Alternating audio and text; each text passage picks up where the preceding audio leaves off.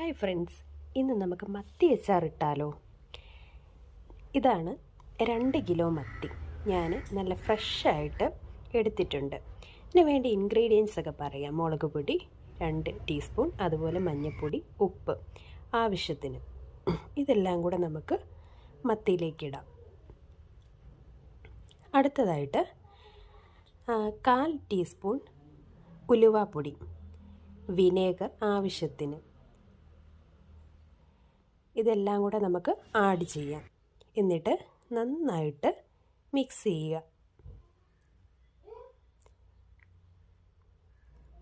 എൻ്റെ ഹസ്ബൻഡിന് വളരെയധികം ഇഷ്ടമാണ് മത്തി അച്ചാർ.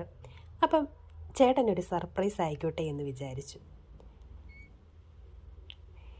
മത്തി അച്ചാർ നന്നായിട്ട് മിക്സ് ചെയ്തെടുക്കാം. അതിന് വേണ്ടിയിട്ട് ഇഞ്ചിയും വെളുത്തുള്ളി